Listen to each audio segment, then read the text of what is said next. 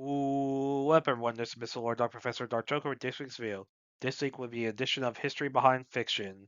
And history we'll go over is the history behind Assassin's Creed 4, Black Flag, and Freedom Cry. So I'm going to go over some of the historical figures, the groups and all that, and, give all the information I can regarding the history that inspired these games, because, obviously pirates are involved, and pirates, in my opinion, is some of the coolest history of all time. Like that, Pirates have some very cool history. Like, Assassin's Creed got me really, along with Uncharted 4, got me really into some of the history of pirates. So yeah, with all that being said, on with the video.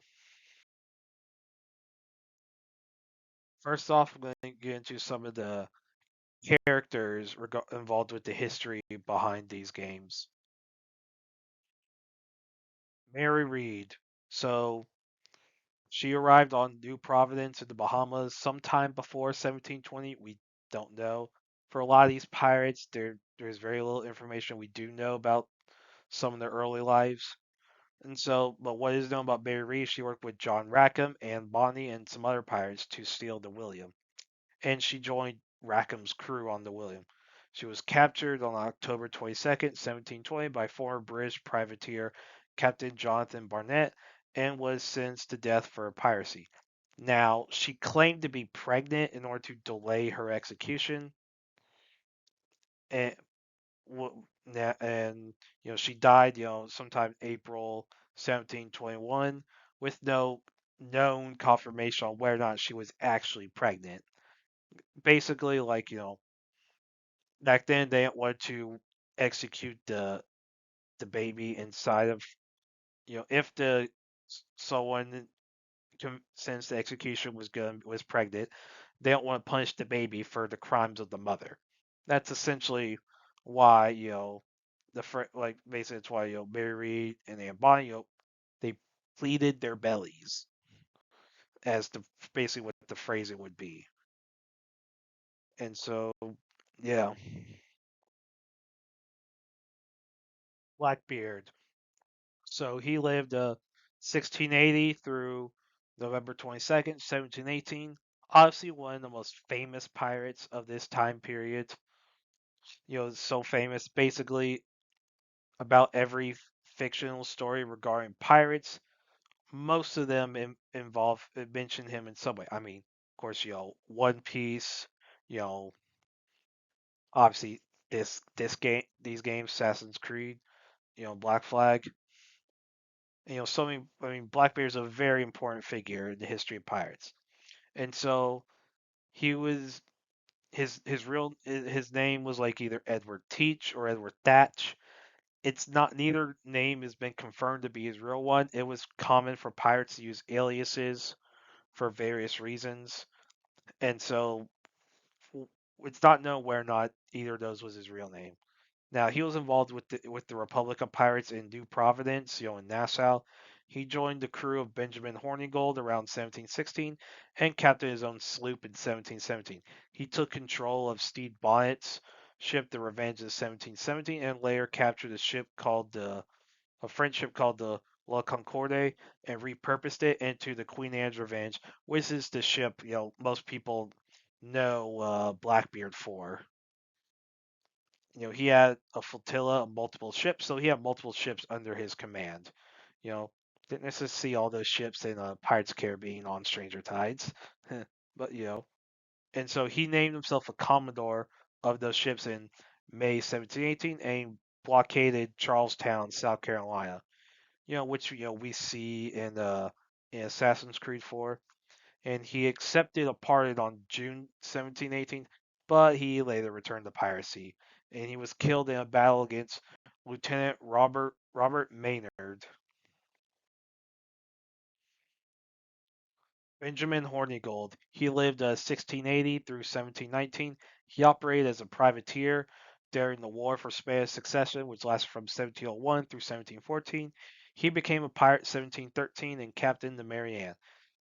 His refusal to attack British ships because he wanted to basically attack mostly a lot of Spanish ships. He didn't want to attack British because he still has some loyalty to the crown. That led to a mutiny against him in summer of 1716. He captured a 30-gun sloop called the Ranger and gave the other sloop to Blackbeard. And he accepted a pardon January 1718 and became a pirate hunter for Woodes Rogers, which we do see in in Assassin's Creed 4. And while sailing the trade with Spain, he wrecked on the reef after a hurricane and died. Charles Vane. So before becoming a pirate, he lived in Port Royal, the famous city from Pirates of the Caribbean.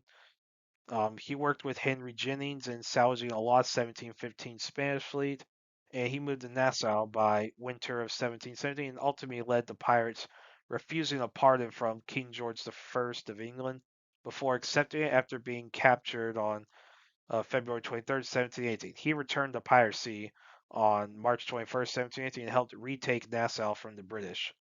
He was voted out of command in favor of his quartermaster after retreating, and he and his supporters were kicked off the ship. He was shipwrecked by a hurricane and later arrested by the British, and he was hanged for piracy on March 29th, 1721. Stede Bonnet. He lived 1688 through December 10th, 1718. He was a major in the Barbados militia. He allegedly turned to piracy in spring 1717 to escape his marriage or relive his youth. Like, those have been tossed around as potential motives regarding why he became a pirate, because he was actually a well-off, plantation owner, so he had a pretty stable life. And he sailed with Blackbeard, who as I mentioned earlier, took over his ship. And Bonnet was nicknamed the Gentleman Pirate due to how he conducted himself and all that. And he surrendered during the Battle of Cape Fear, and did escape after his brief capture, but he was caught again and then hung for piracy. Anne Bonny. So little is known about her early life. A Journal History of Pirates has a lot of unreliable information about Bonny and about other pirates as well. Like, there's claims made regarding what her early life was, but what is known is that she sailed with John Rackham, Mary Read, and the three of them were captured, October 22nd, 1720. Like Mary Read, she claimed to be pregnant to delay her execution. After that, her arrest, her fate is unknown. It is possible she died December 1733, um, due to an Anne Bonny being buried then. Now, some claims were made that she was freed with the help of some of her family, and that she ended up dying in the 1780s, with one claim specifying 1782 as a year of death. Now, but nothing's officially known. Like, nothing's like official. Like, she could have died. Like she could. I mean, it make. I mean, I guess it makes sense if she escaped with help of family, got out, because I feel like. I mean, if she if she was pregnant, they would have waited till the kid's born and then uh basically killed her as soon as possible, whatever. I mean, because I don't know how long they waited to execute back then. I don't think they would have waited 13 years. And so if she had some influential relatives, I could see maybe her living longer. So that's not entirely out of the realm possibility. But yeah, and and there's allegedly so Mary Read in person pretend to be a man, and Bonnie, believing Mary Read was a dude, allegedly was into Read, and there was allegedly an affair between Rackham and Bonnie, and Rackham got jealous, but Bonnie learning that Read was a female, was like, okay, basic, and yeah, that's how it was, so basically nothing happened between I believe it was nothing happened between Anne and Mary once, basically because Anne learned that Mary Read was a woman. And yeah, so allegedly, and allegedly, I guess her and John Rackham uh, kept I guess kept their relationship going. Who knows? John Rackham. He was believed to be English, but he claimed to be from Cuba, so whether or not he just lived in Cuba for some time or was actually born there, who knows? But due to his last name being Rackham, he's believed to be English. Now, and he is possibly the quartermaster that replaced Charles Vane as captain. Now, John Rackham's the name he's mostly known as, but he also could have been Jack Rackham. You know, he had aliases, and one of his nicknames was Calico Jack, allegedly. Like, and he's believed by some to have designed the skull and crossbones Jolly Roger. So the the skull and crossbones that we commonly associate with pirates is believed by some that Rackham was the one who came up with that. Now, and he sailed with Anne Bonny, who he allegedly had an affair with, and Mary. They were captured on October 22nd, 1720, somewhere near Jamaica. And he was beheaded in Port Royal, and his head was gibbeted. John Cockram. So he lived 1689 through 1729. He attacked the Spanish ships in 1713 and was captured before being freed by Benjamin Hornigold. He became a major black market trader, working with Richard Thompson, and he worked as a pirate hunter for Woodes Rogers after accepting a pardon. He joined Rogers' council in 1726, but later fled to avoid some debt collectors. Josiah Burgess. He lived 1689 through 1719. He started his career as a pirate in 1716 and was a member of the Flying Gang in New Providence. He accepted a pardon and planned to trade goods, which led to his brief capture by Blackbeard. After selling some goods, he was let go. And he became a justice of Vice Admiralty Court and a privateer for Woodes Rogers. He drowned near Abaco. Bartholomew Roberts. He lived May 17, 1682 through February 10, 1722. Now, he was originally named John Roberts, but he changed it to Bartholomew. So, one of the possible reasons given as why he changed his name is that he may have been a fan of Bartholomew Sharp. And so, now Roberts served as second mate on the slave ship The Princess under Captain Abraham Plum, but he was captured by the pirate crew of Howell Davis in 1719 and was basically forced to join the crew, and he became a navigator because of how good he was at navigating. And so he was elected captain after Davis was killed by the Portuguese when Davis tried to abduct the governor of Principe. Now Roberts, led the crew in avenging Davis, and they traveled across the Atlantic, the Caribbean, Northern Atlantic, like out Canada and stuff, Africa. Like they traveled a lot, and eventually, Roberts died in the battle at Cape Lopez. Mariano Jose de Torres Ayala y Cuadros Castellanos.